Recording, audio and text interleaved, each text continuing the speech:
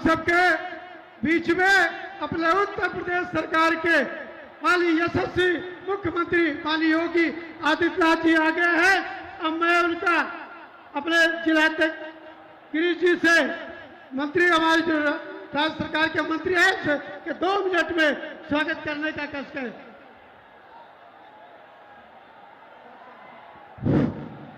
आज 2024 के लोकसभा चुनाव के अवसर पर भाई कृपा शंकर जी के पक्ष में हमारे जो लोकसभा के प्रत्याशी हैं उनके समर्थन में आज इस सभा को संबोधित करने के लिए आए उत्तर प्रदेश के यशस्वी मुख्यमंत्री आदरणीय योगी आदित्यनाथ जी का इस साहेबगंज की धरती पर जौनपुर की जनता की ओर से बहुत ढेर सारा स्वागत करता हूं, अभिनंदन करता हूं, वंदन करता हूं। निश्चित रूप से आज ये 2024 के लोकसभा के चुनाव में जौनपुर की जनता ने इस बात को मन मना लिया महाराज जी कि इस बार जौनपुर में 73 लोकसभा में कमल का फूल खिलाकर दिल्ली में भाई कृपा शंकर जी को भेजेंगे। इस बात का जौनपुर की जनता ने मन मना लिया। आज के इस अवसर पर मैं ज्यादा कुछ नहीं कहना चाहता हूं। हम अपने जनता जनार्दन से आग्रह निवेदन करना चाहता हूं, ये अभी घर घर जाके लोगों के बीच भारतीय जनता पार्टी की वैचारिक विचारधारा को बताकर और केंद्र सरकार और प्रदेश सरकार ने जो काम किया है उन सबको बताकर आने वाली 25 तारीख के दिन कमल के सामने वाली बटन दबाकर भाई कृपा शंकर जी को लोकसभा में भेजिए। यही आग्रह निवेदन के साथ अपनी बात समाप्त करता हूं। धन्यवाद। अपने 73 लोकसभा के लोकप्रिय प्रत्याशी आदरणीय कृपा शंकर सिंह जी आग्रह करता हूं, आप 2 मिनट में अपनी बात समाप्त करें।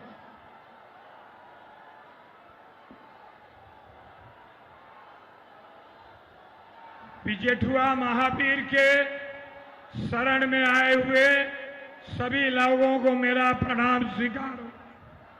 भगवान की कृपा से आप यहां पर योगी आदित्यनाथ जी जिनका ताप प्रताप आप जानते हैं, परम पूज्य योगी आदित्यनाथ जी महाराज आपके जौनपुर के सम्माननीय उत्तर प्रदेश सरकार के मंत्री गिरीश चंद्र यादव जी, स्थानीय विधायक श्री रमेश सिंह जी, बदलापुर के विधायक सम्मानीय रमेश मिश्र जी, जिला के यशस्वी अध्यक्ष माननीय पुष्पराज सिंह जी, उपस्थित सुरेंद्र प्रताप सिंह, बांकेलाल सोनकर और सभी भारतीय जनता पार्टी के सम्मानित पदाधिकारी, हमारे सत्यपाल सैनी जी आए हुए हैं।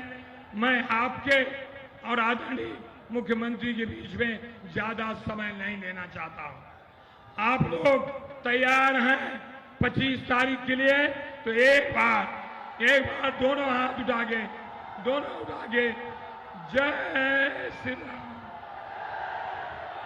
जय जय श्री राम।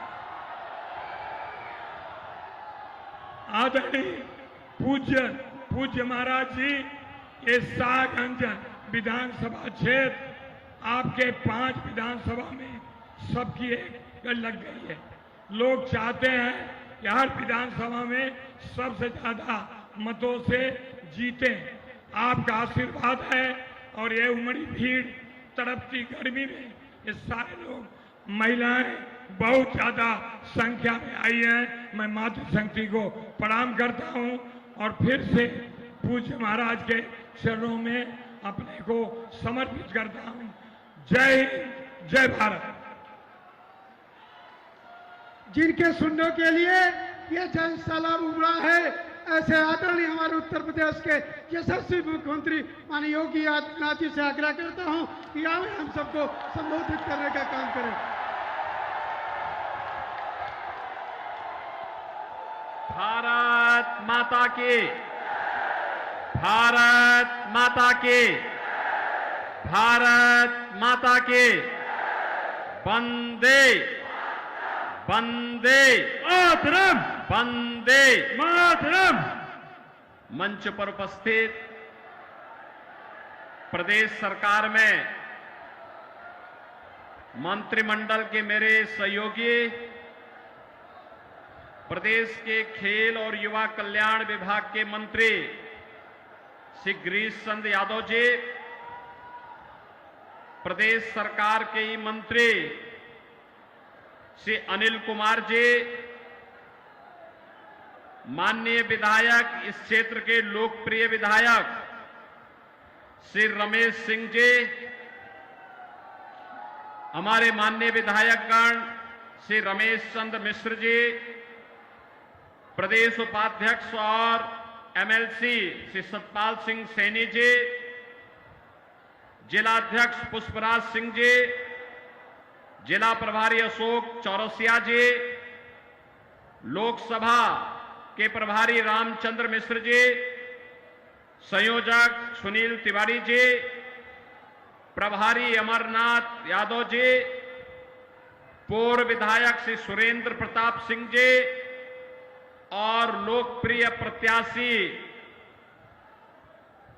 श्री कृपा Shankar Singh ji, Bharatiya Janata party, Nishad party, Suheldev Rajbhar party, अपना दल और राष्ट्रीय लोक दल के हमारे सभी पदाधिकारीगण और उनके द्वारा, सभी दलों के द्वारा समर्थित जो प्रत्याशी आपके बीच में कृपा शंकर सिंह जी, तो आपके जौनपुर के जाने पहचाने चेहरे हैं। बहनों और भाइयों, आज मैं आपके बीच में आया हूं जौनपुर की सागंज की धरती पर। मैं सबसे पहले इत्र, इमरती और अपनी ईमानदारी के लिए विख्यात जौनपुर की इस धरा को नमन करता हूं और आपका अभिनंदन भी करता हूं। देखो, हम लोग जब करेंगे अच्छा करेंगे। आपको सागंज को हमने ऐसा मोटा विधायक दिया है कि विकास सरकार से भी कराता है और अपनी तरफ से भी विकास कराता है, और ऐसा ही सांसद भी देने जा रहे हैं कृपा शंकर के रूप में। नाम ही कृपा शंकर है। आपकी कृपा बन जाए और शंकर की कृपा हो जाए तो विकास को तो कोई माई का लाल रोक ही नहीं सकता है। और इसीलिए आज मैं आपके बीच में आया हूं कि इत्र की सुगंध और इमरती की मिठास के साथ साथ जौनपुर वासी देश और दुनिया के अंदर जहां कहीं गया है, अपनी ईमानदारी का विश्वास भी वहां उसने छोड़ा है। इस धरा को नमन करता हूं, आप सबका मैं हृदय से अभिनंदन करता हूं, स्वागत करता हूं। बहनों और भाइयों, लोकसभा का चुनाव 4 चरणों का संपन्न हो गया है। कल 5वां चरण है और छठे चरण में आपको ही मतदान करना है। लेकिन पहली बार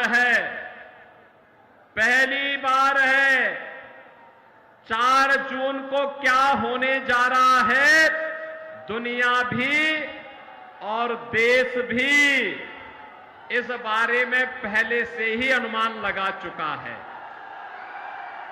परिणाम के बारे में निश्चिंत है, और परिणाम क्या होने जा रहा है कि फिर एक बार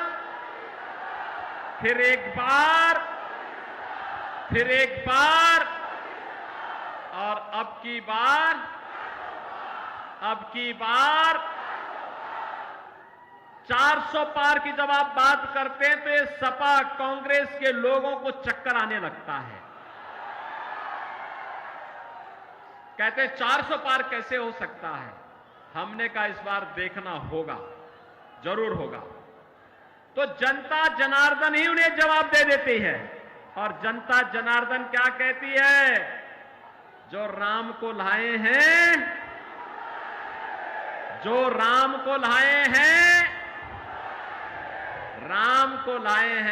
बहनों और भाइयों, भारत के इतिहास की सबसे महत्वपूर्ण घटना जो दुनिया के लिए असंभव था, जो कांग्रेस के लिए असंभव था, जो समाजवादी पार्टी के लिए असंभव था, मोदी जी ने संभव बनाया।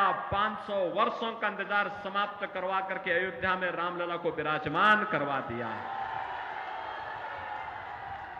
अब मुझे बताओ, आप में से कितने लोग राम भक्त हैं? राम भक्त अपना हाथ खड़ा करो और हाथ नीचे कर लो। आप में से कितने रावण के भक्त हैं? रामद्रोही कितने हैं? कोई है क्या रामद्रोही? कोई भी अपने को रामद्रोही नहीं कहेगा, राम विरोधी नहीं कहेगा। लेकिन बहनों और भाइयों, आज भी रावण समाप्त नहीं हुआ है। कांग्रेस और समाजवादी पार्टी के रूप में उसका जिन्न आज भी मौजूद है। आप मुझे बताओ, इनके कारनामे तो रावण जैसे ही है। आप सोचो, कांग्रेस ने अपने समय में क्या कहा राम हुए ही नहीं।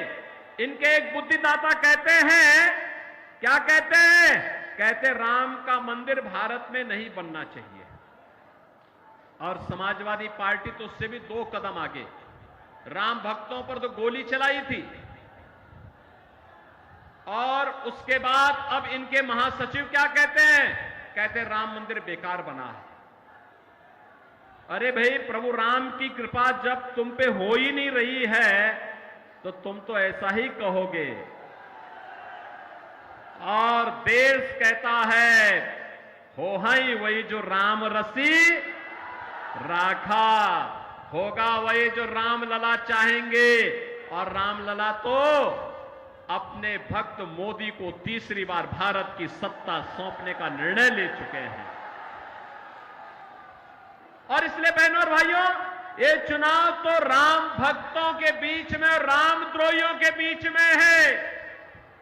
एक तरफ रामद्रोही है, ये लोग देश के खिलाफ विद्रोह कर रहे हैं, गरीबों के साथ, महिलाओं के साथ, नौजवानों के साथ, किसानों के साथ, व्यापारी के साथ, बेटी के साथ, इन सब के साथ इन्होंने द्रोह किया। इनके हकों पे डकैती डाली। इनके समय में गरीब भूख से मरता था, बेटी और व्यापारी सुरक्षित नहीं थी, देश के अंदर जगह जगह आतंकी वारदातें होती थी। और जब आतंकवाद पर हम इनके खिलाफ बोलते थे कि भाई ये आतंकवाद की समस्या का समाधान करो, तो कहते थे हम क्या करें, लाचार होते थे। कहते थे आतंकवादी तो सीमा पार के हैं।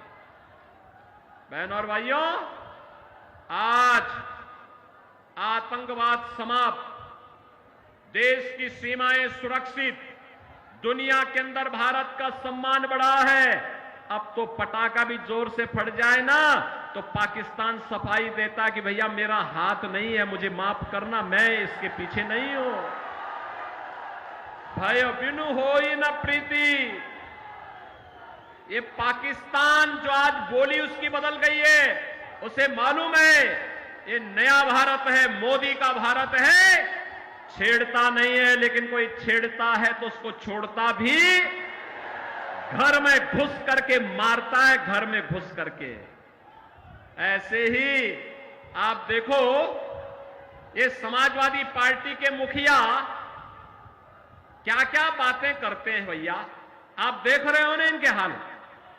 यानी राम भक्तों पर गोली चलाते थे, लेकिन आतंकवादियों को, जिन्होंने काशी में संकट मोचन मंदिर पर हमला किया, अयोध्या में राम जन्मभूमि पर आतंकी हमला किया, उन आतंकवादियों के मुकदमों को ये वापस लेते हैं।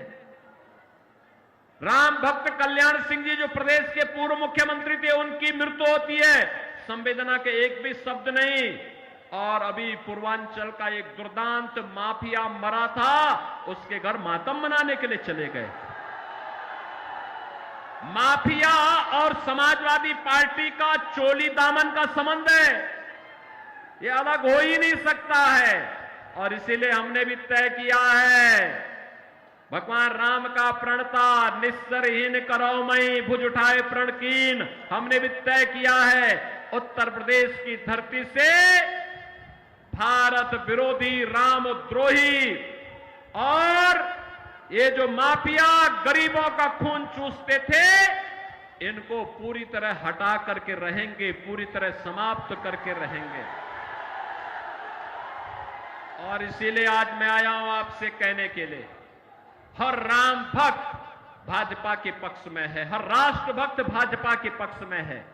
और बहनों और भाइयों, एक तरफ मोदी जी के द्वारा किया गया काम, highway, railway, airport, IIT, IIM, AIIMS, दुनिया का सबसे अच्छा कैंसर हॉस्पिटल आपके वाराणसी में खुल चुका है। मुंबई अब नहीं जाने की आवश्यकता है।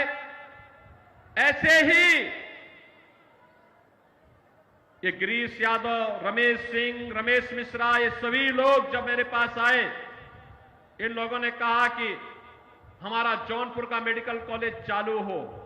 बहनों और भाइयों, मुझे बताते हुए प्रसन्नता है, जौनपुर का मेडिकल कॉलेज चालू हो गया। हमने कहा जितना पैसा लगेगा हम देंगे, लेकिन इसको बंद नहीं होने देंगे। अभी देखो ना, शाहगंज में रमेश सिंह यहां इथेनॉल का प्लांट भी लगा दिए और यहां पे सैकड़ों लोगों को नौकरी मिलेगी। और मैं तो उनसे कहूंगा उसके बगल में एक आईटीआई खोल दीजिए, इथेनॉल प्लांट के लिए एक ट्रेड उसमें दे दीजिए। आप देखना यहां के लोग दुनिया के अंदर नौकरी भी प्राप्त करेंगे। और जब यहां निवेश होगा, अब हम औद्योगिक निवेश की नई गति को आगे बढ़ा रहे हैं, क्योंकि अब यूपी में दंगा नहीं होता, कर्फ्यू नहीं लगता। दंगाई और कर्फ्यू वाले सब, दंगाई और कर्फ्यू लगाने वाले सभी लोगों की राम नाम सत्य की यात्रा निकल गई है। और इसलिए बहनों और भाइयों, मैं आपसे कहने के लिए आया हूं, आपसे एक ही बात कहने के लिए आया हूं कि ये जो भाजपा ने विधायक बनाए हैं, ये विधायक, इस सांसद के प्रत्याशी, ये सभी इतना विकास कराएंगे, इतना विकास कराएंगे, आप मांगते मांगते थक जाएंगे और दुनिया आपके पास नौकरी मांगने के लिए आएगी जौनपुर में। बहनों और भाइयों, मैं आज इसीलिए आपके पास आया हूं। ये कांग्रेस, ये समाजवादी पार्टी और कांग्रेस का जो इंडी गठबंधन है, ये जब भी एकजुट हुआ है, खतरे की घंटी का संकेत होता है। याद करिए, मैं एक घटना नहीं बता रहा हूं। अयोध्या में जब आतंकी हमला हुआ था, तब प्रदेश में समाजवादी पार्टी की सरकार थी और केंद्र में कांग्रेस की सरकार थी। जब संकट मोचन मंदिर पर आतंकी हमला हुआ था, तब भी ये दोनों लोग सरकार में थे। जब अयोध्या, वाराणसी और लखनऊ की कचहरियों पर हमला हुआ था, तब भी ये दोनों सरकार में थे। और लगातार देश संकट में घिरता है, गरीब मारा जाता है, आम नागरिक की सुरक्षा खतरे में पड़ती है।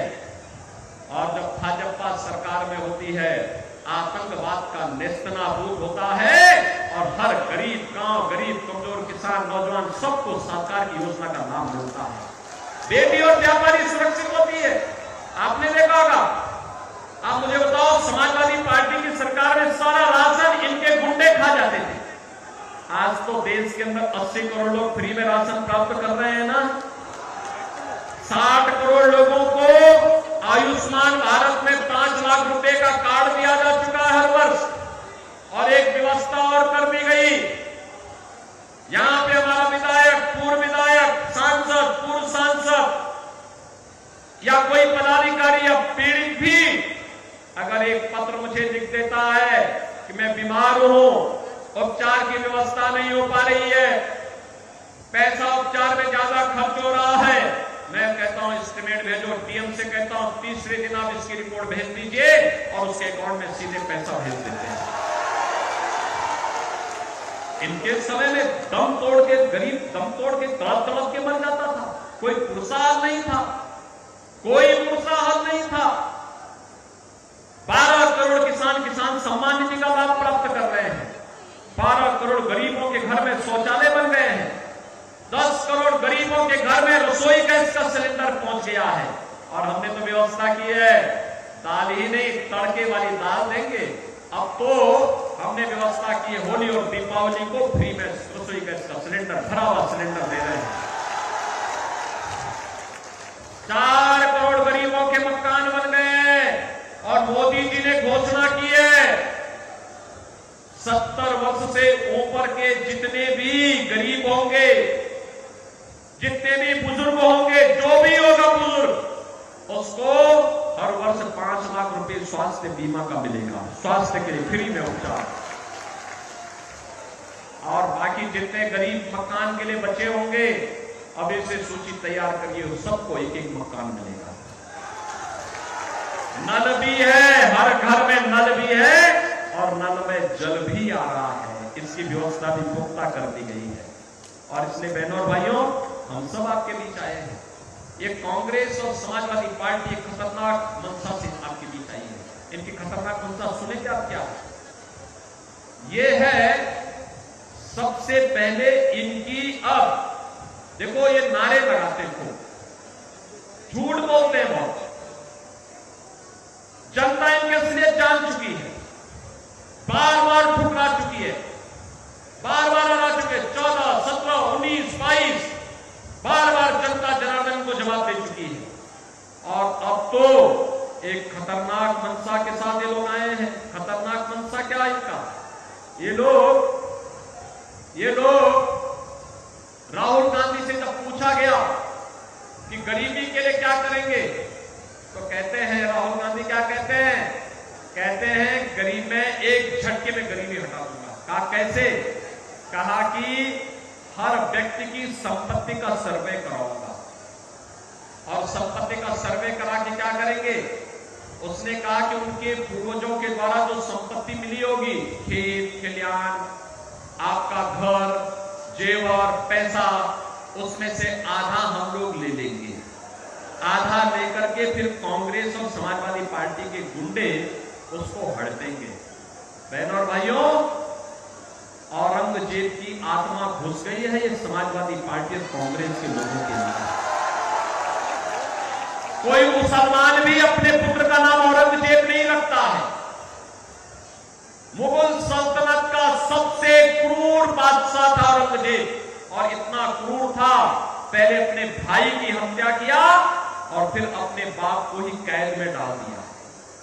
अब ये तो इन्हीं लोगों का इतिहास होगा। लेकिन भारतीय जनता पार्टी अब औरंगजेब की आत्मा को जीवित नहीं होने देगी। वो दफन की जा चुकी है, दोबारा उसको जीवित नहीं होने देगी। ये जजिया कर जो लगाना चाहते हैं, विरासत टैक्स के आधार पर आपकी संपत्ति को हड़पना चाहते हैं, इसको नहीं हड़पने देंगे। एक दूसरा, अनुसूचित जाति, जनजाति और पिछड़ी जाति के आरक्षण पर सेंध लगाना चाहते हैं। कांग्रेस ने और समाजवादी पार्टी जब इन्हें समर्थन कर रही थी, तब इन्होंने शरारत की थी, भाजपा ने विरोध किया। कर्नाटका में इनकी सरकार है, आंध्र में जब इनकी सरकार थी, तब भी इन्होंने वहां पर पिछड़ी जाति के आरक्षण का अधिकार मुसलमानों को दे दिया। क्या आप ये स्वीकार करेंगे? क्या ये स्वीकार करेंगे? क्या बहनों और भाइयों, कतई नहीं। बाबा साहब भीमराव अंबेडकर ने कहा था कि धार्मिक आधार पर आरक्षण भारत के विभाजन की नींव पैदा किया था। हम दोबारा धार्मिक आधार पर आरक्षण नहीं होने देंगे। अनुसूचित जाति, जनजाति और पिछड़ी जाति को मिलने वाला आरक्षण मिलेगा, महिलाओं को मिलने वाला आरक्षण मिलेगा। लेकिन कोई मुसलमान ये चाहता है कि मुस्लिम होने के कारण उसको आरक्षण मिले, कभी नहीं मिलेगा, कभी नहीं मिलेगा। हिंदुओं का आरक्षण कभी कोई नहीं ले जा सकता। और इसलिए आज मैं आपके पास आया हूं आपसे कहने के लिए, भारतीय जनता पार्टी ने कृपा शंकर जी को आपको बीच में उतारा है। नाम ही कृपा शंकर है। आपकी कृपा हो जाएगी तो शंकर की कृपा स्वयं ही जौनपुर में हो जाएगी। सहमत है ना? सभी लोग सहमत है ना? सपोर्ट करेंगे? कृपा शंकर जी को भारी बहुमत से विजयी बना के भेजेंगे। देखो, इनके पास लंबा अनुभव है, इनकी बहुत लंबी पहुंच भी है, और ये जौनपुर को मुंबई जैसा चमका देंगे।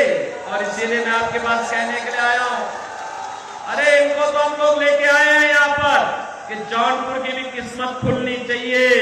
हमारा जौनपुर जो पहले इत्र और इमरती के लिए विख्यात था, अपनी ईमानदारी के लिए विख्यात था। देश के कई वैज्ञानिक इस हमारे जौनपुर ने दिए हैं। आखिर इस जौनपुर के विकास पर काली ग्रहण समाजवादी पार्टी और कांग्रेस ने जो लगाया है, इससे उभारने की आवश्यकता है। इसीलिए हमने उनसे कहा कि चलो जौनपुर में अब आपकी जन्मभूमि है, जननी और जन्मभूमि से बढ़कर के कुछ नहीं हो सकता है। आप आइए, वहां के विकास के साथी बनिए, और इसीलिए इनको यहां लेके आए हैं। आप इनको जिता के भेजेंगे, आपका आशीर्वाद, वोट रुपया आशीर्वाद मिलेगा। मोदी जी को तीसरा कार्यकाल मिलेगा ना, तो देश की आवाज है, क्योंकि जो राम को लाए हैं उनको लाएंगे। आप भी लाएंगे, यहां से कृपा शंकर को लेके आ जाएंगे ना। कृपा शंकर सिंह जी भारी बहुमत से विजयी बनकर के जाएंगे। दोनों हाथ ला करके बोलो, जहां तक आवाज जा रही है। गर्मी है भैया, तो गर्मी में कितना होना ही है। दोनों हाथ ला करके बोलो, दोनों हाथ ला करके मेरे सामने बोलो, जिताएंगे। कृपा शंकर जी भारी बहुमत से विजयी बनकर के जाएंगे। लेकिन इसके लिए आपको घर घर जाना होगा, कमल खिलाना होगा। सहमत हैं? सभी लोग सहमत हैं? अगर आप सहमत हैं तो फिर मैं भी आपके साथ सहमत हूं।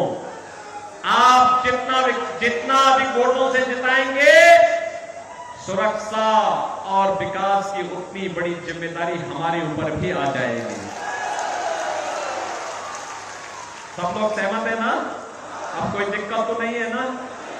कहीं कोई समस्या, कोई दिक्कत? तो फिर 25 मई को चुनाव के दिन पहला काम मतदान, और फिर सहमत है? करेंगे, घर घर जाएंगे, कमल खिलाएंगे। जिन लोगों ने पानी के लिए तरसाया था, उनकी जमानत जब्त करवाएंगे। जिन्होंने राम मंदिर का विरोध किया, उनकी जमानत जब्त करवाएंगे। जो आतंकवाद और नक्सलवाद के समर्थक हैं, उनकी जमानत जब्त करवाएंगे। जिन लोगों ने अराजकता और दंगाइयों और कर्फ्यू लगाने वालों का समर्थन किया है, उनकी जमानत जब्त कराएंगे। जो राम भक्तों का अपमान करते हैं,